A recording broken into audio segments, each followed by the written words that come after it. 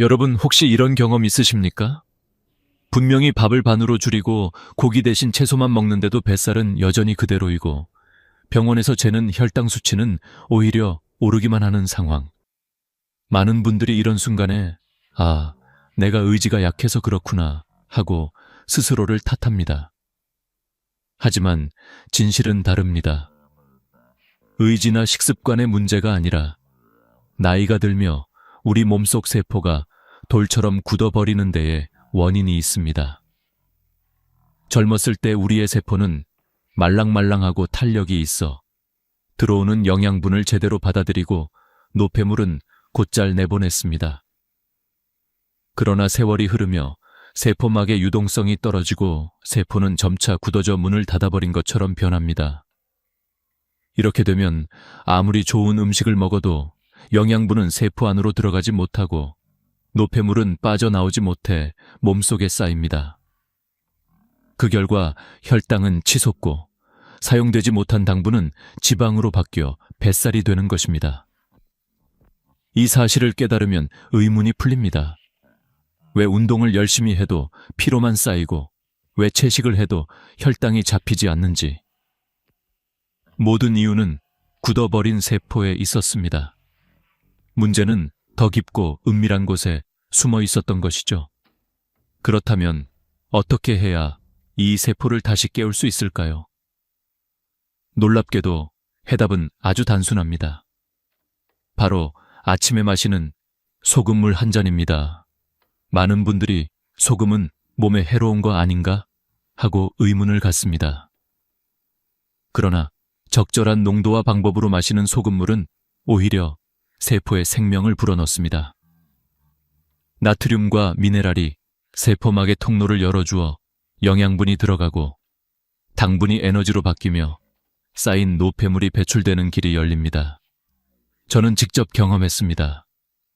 1500일 동안 매일 아침 소금물을 마신 결과 허리둘레가 15cm 줄고 혈당은 180에서 90으로 안정되었으며 피로감마저 사라졌습니다. 이건 단순한 우연이 아닙니다. 세포의 문이 열리자 몸 전체의 리듬이 살아난 겁니다.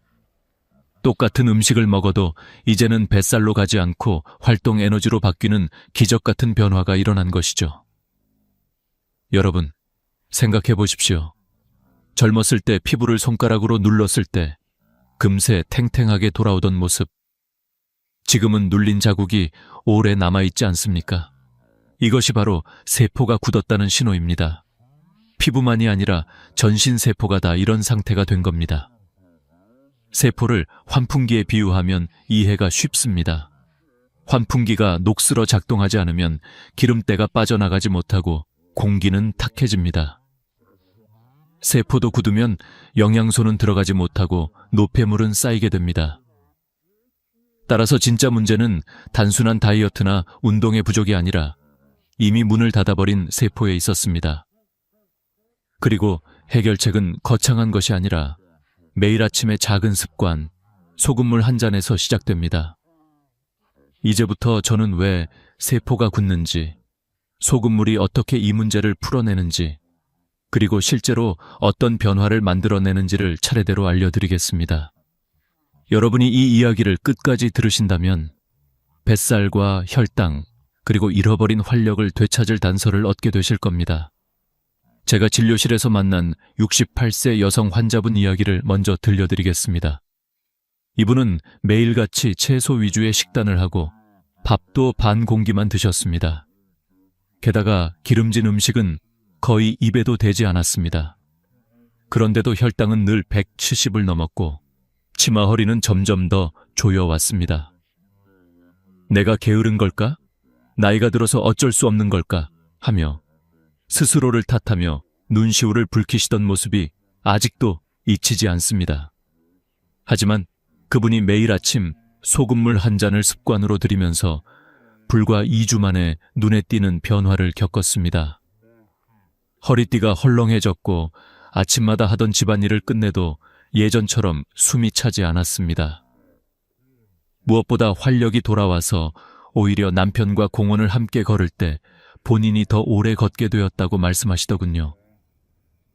이 변화는 단순히 체중의 문제가 아니었습니다. 세포에 쌓여있던 노폐물이 빠져나가고 말랑해진 세포가 다시 에너지를 받아들이기 시작한 겁니다. 의학적으로 설명하자면 세포막의 유동성이 회복되면서 포도당이 세포 안으로 들어가고 인슐린 저항성이 완화된 것입니다. 실제로 당뇨 환자들의 혈당 변화를 추적한 연구에서도 미네랄 균형이 회복되면 혈당이 안정되는 비율이 크게 높아졌다는 결과가 나와 있습니다. 여러분도 경험해 보셨을 겁니다. 운동을 하고 땀을 많이 흘린 뒤 아무리 물을 마셔도 갈증이 쉽게 풀리지 않는 경우가 있죠. 그런데 스포츠 음료를 한 모금 마시면 훨씬 빨리 갈증이 해소됩니다. 이유는 단순합니다. 물만으로는 세포 안으로 수분이 잘 들어가지 못하지만 미네랄이 함께 공급되면 세포의 문이 열리면서 수분이 제대로 흡수되기 때문입니다. 아침 소금물의 원리도 똑같습니다. 밤새 미네랄이 빠져나간 우리 몸에 미지근한 소금물 한 잔이 들어오면 세포는 즉시 깨어나 준비 태세를 갖춥니다.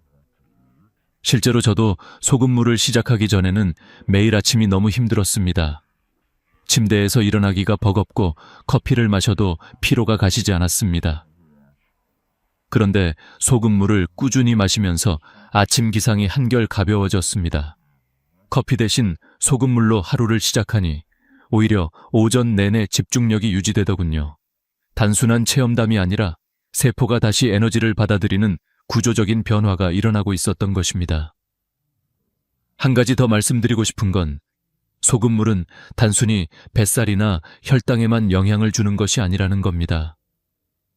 60대 중반 여성 환자분 중에는 얼굴 붓기 때문에 늘 스트레스를 받던 분이 계셨습니다. 아침마다 눈꺼풀이 퉁퉁 붓고 발등이 부어 신발을 신기가 힘들어 외출조차 꺼리셨던 분이었죠. 그런데 소금물을 시작한 지 2주 만에 눈꺼풀 붓기가 빠지고 표정이 한결 밝아졌습니다. 남편은 이제는 얼굴이 환해졌다 라고 말해 주었다고 합니다. 붓기가 사라진 이유는 세포 안팎의 수분 균형이 회복되었기 때문입니다. 미네랄이 세포막을 자극해 세포 안으로 수분이 다시 들어가고 불필요한 수분은 신장을 통해 배출된 겁니다. 의학적 지표로도 이를 확인할 수 있습니다. 부종 환자의 경우 혈액 속 나트륨 농도가 일정 수준 이하로 떨어지는 경우가 많은데 이는 미네랄 불균형의 결과입니다. 적절한 농도의 소금물은 세포가 수분을 제대로 활용할 수 있게 도와주며 결과적으로 붓기를 완화시키는 효과를 가져옵니다. 이런 체험과 연구 결과를 하나로 모아보면 명확합니다.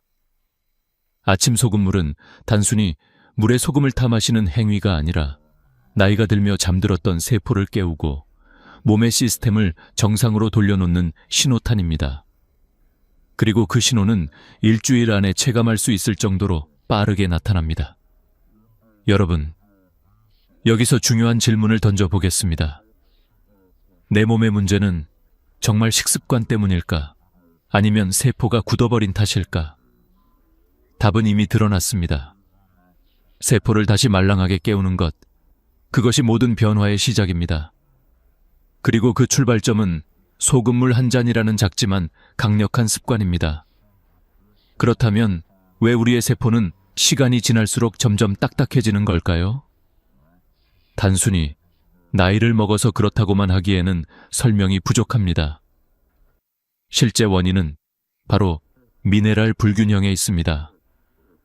몸의 세포는 물과 미네랄이 균형을 이루어야 부드럽게 움직입니다. 하지만 50대 이후로는 몸속에서 미네랄이 빠져나가는 속도가 빨라집니다. 땀을 흘리거나 소변을 볼 때 혹은 잠을 자는 동안에도 나트륨, 칼륨, 마그네슘 같은 중요한 미네랄이 조금씩 사라집니다. 수도꼭지가 꽉 잠겨 있다가 어느 순간 느슨해져 물이 똑똑 떨어지는 것처럼 몸의 저장고가 서서히 비워지는 겁니다. 실제로 여러분도 이런 경험을 해보셨을 겁니다. 운동을 한 뒤 땀을 흠뻑 흘리고 나서 물을 아무리 마셔도 목마름이 풀리지 않는 순간, 아침에 일어나 밥을 먹기 싫고 입맛조차 없는 순간, 이것이 바로 미네랄 부족이 보내는 신호입니다. 단순히 물을 마시는 것으로는 해결되지 않습니다. 세포가 미네랄 없이 물을 받아들이지 못하기 때문입니다. 그래서 똑같이 마시는 물이라도 미네랄이 들어있는 경우에만 갈증이 풀리고 몸이 살아나는 겁니다. 이 원리를 보여주는 또 다른 예가 있습니다. 운동 후 스포츠 음료를 마셨을 때 갈증이 금세 사라지는 이유, 아침에 된장국 한 숟갈로 입맛이 되살아나는 이유도 바로 미네랄 때문입니다. 나트륨과 칼륨이 균형을 잡아주면서 세포의 문이 열리고 수분과 영양분이 제대로 흡수되기 시작하는 것이죠. 그러나 우리가 매일 스포츠 음료나 짠 음식을 먹을 수는 없습니다. 당분과 화학 첨가물이 오히려 건강을 해칠 수 있기 때문입니다. 그래서 해법은 단순합니다. 가장 자연스럽고 순수한 형태로 미네랄을 보충하는 방법, 바로 미지근한 물에 소금 한 꼬집을 섞어 마시는 것입니다. 밤새 굳어있던 세포에 생명수를 붓는 것과 같습니다.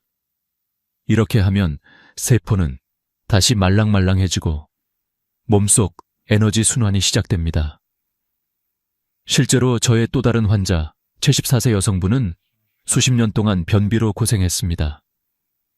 사흘에 한 번씩 화장실에 가는데도 늘 힘이 들었고 여러 약을 써보아도 효과는 일시적이었습니다.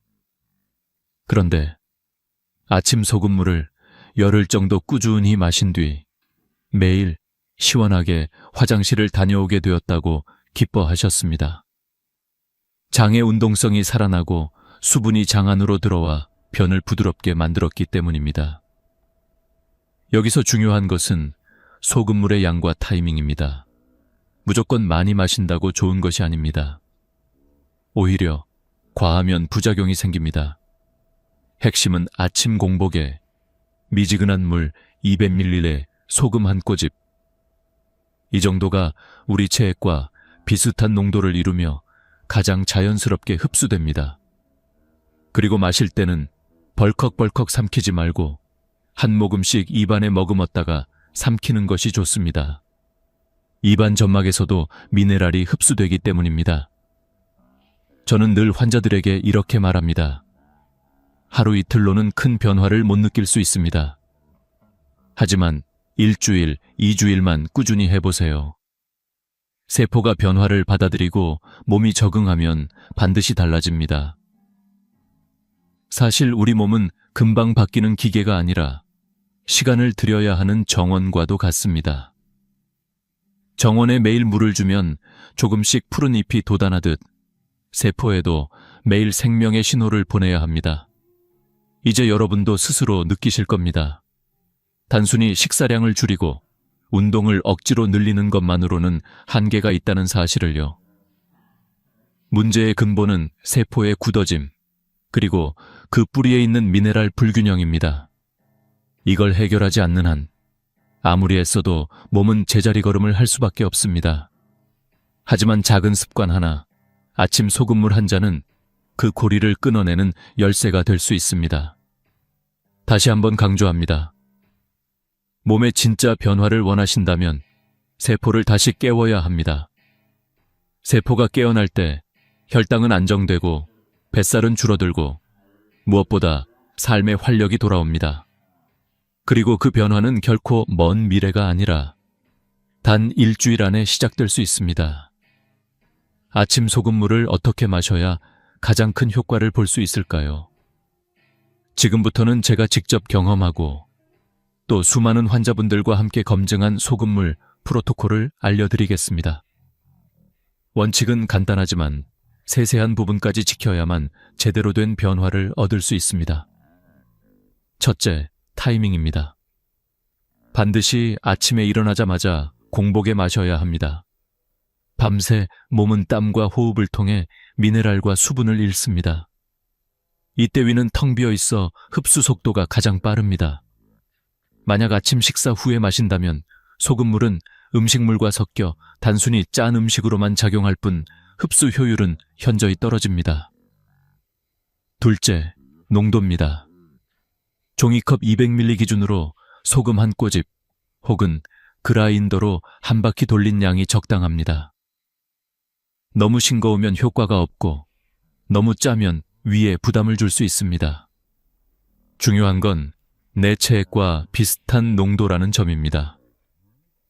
직접 마셔봤을 때 약간 짭짤하다 느껴지는 정도가 가장 적합합니다. 셋째, 온도입니다. 차가운 물은 위에 충격을 주고 뜨거운 물은 입안에서 마시기 어렵습니다. 손으로 컵을 잡았을 때 미지근하다고 느껴지는 온도가 이상적입니다. 이 정도면 소금도 잘 녹고 위장도 편안하게 받아들입니다. 넷째, 마시는 방법입니다. 벌컥벌컥 단숨에 삼키지 마세요. 한 모금씩 입에 머금고 혀와 잇몸을 타고 돌린 뒤 삼키는 게 좋습니다. 입안 점막에서도 미네랄이 흡수되기 때문입니다.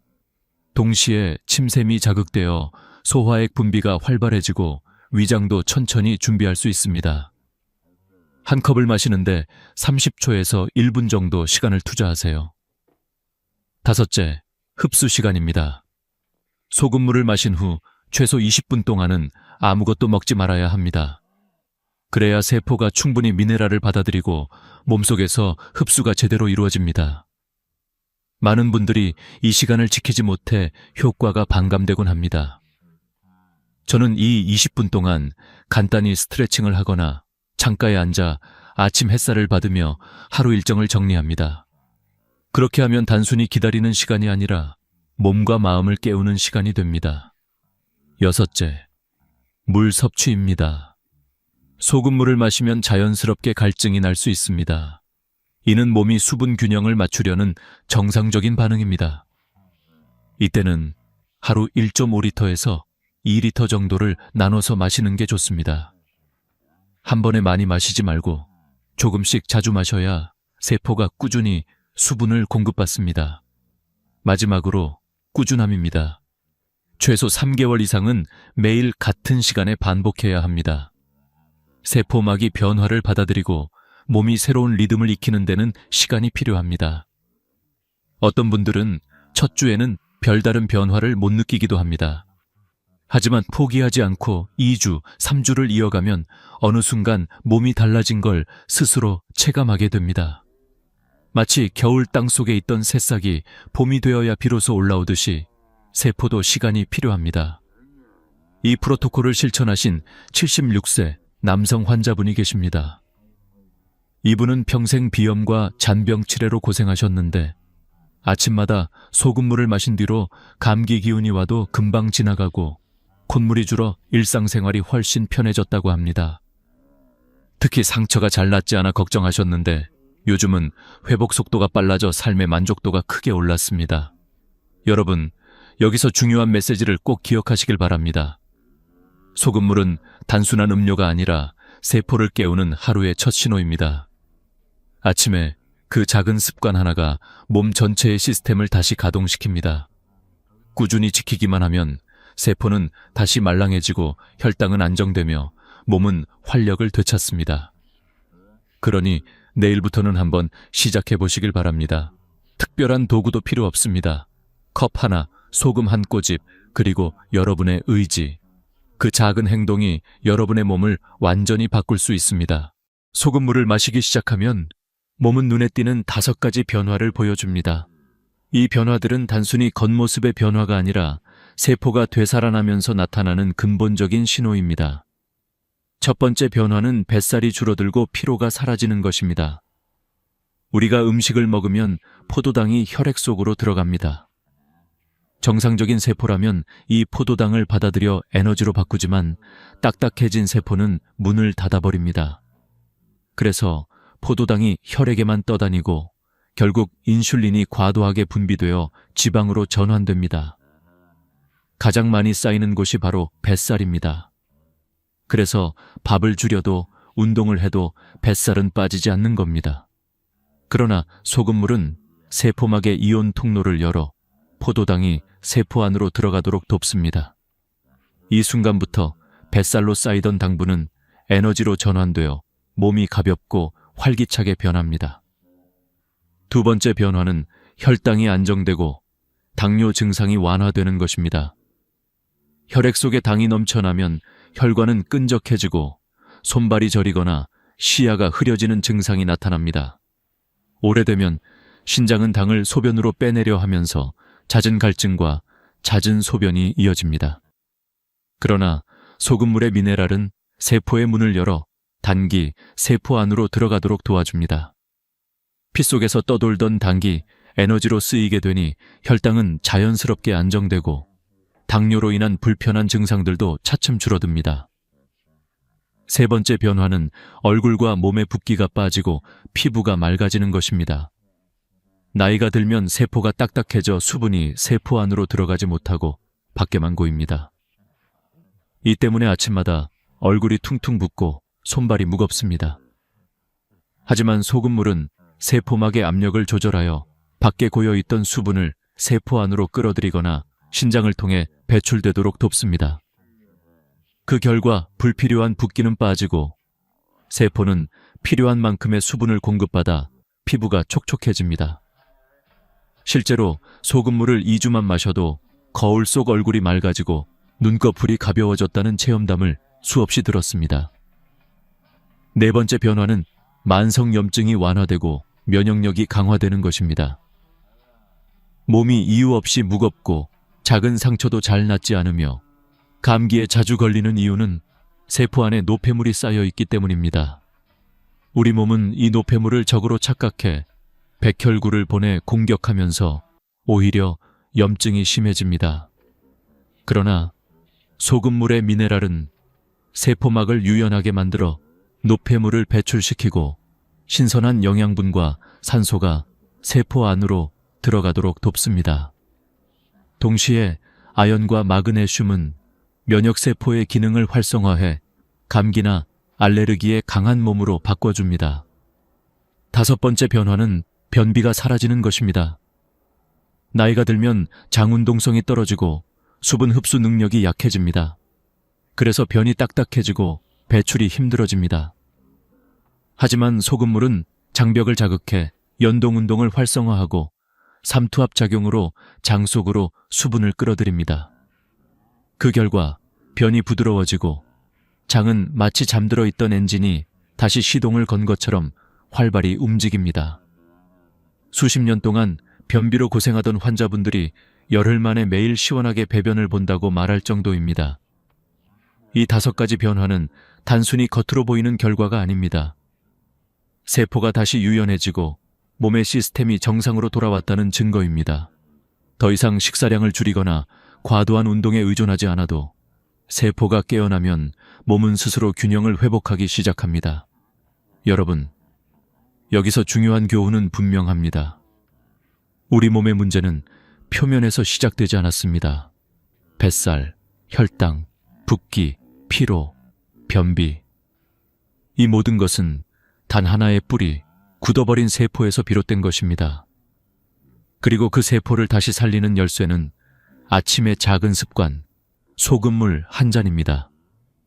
이 작은 변화가 삶 전체를 바꾸는 거대한 첫걸음이 될 수 있습니다. 소금물을 마시는 습관이 건강에 큰 변화를 가져온다는 사실을 알았다 하더라도 마지막으로 반드시 짚고 넘어가야 할 것이 있습니다. 바로 어떤 소금을 선택해야 하는지, 그리고 안전하게 지키기 위한 주의사항입니다. 마트에 가보면 정제염, 천일염, 죽염, 히말라야 핑크솔트, 용소금까지 종류가 너무 많습니다. 겉으로는 다 비슷한 흰색이지만 몸에 미치는 영향은 전혀 다릅니다. 정제염은 99%가 나트륨으로만 이루어져 있어 단순히 짠맛만 낼 뿐 미네랄이 거의 없습니다. 마치 백미와 현미의 차이처럼 필요한 영양이 빠져 있는 셈입니다. 매일 아침 정제염으로 소금물을 만든다면 효과는 기대하기 어렵습니다. 반면 천일염은 바닷물을 자연 건조해 만들기 때문에 칼슘, 마그네슘, 칼륨 같은 미네랄이 남아 있습니다. 가격도 합리적이고 일상에서 시작하기에 가장 무난한 선택입니다. 죽염은 대나무통에 천일염을 넣고 소나무 장작으로 고온에서 구워 만든 것으로 불순물이 제거되고 미네랄이 농축되어 알칼리성이 강합니다. 효과는 좋지만 가격이 비쌉니다. 히말라야 핑크솔트는 수억 년 전 바다에서 형성되어 환경 오염에서 자유롭고 철분이 풍부해 분홍빛을 띠는데 특히 여성분들에게 고려할 만합니다. 용소금은 천일염을 복사열로 구워 중금속 위험이 적고 맛도 깔끔하다는 장점이 있습니다. 제가 직접 여러 종류를 다 사용해 본 결과 처음 시작하는 분들에게는 천일염만으로도 충분합니다.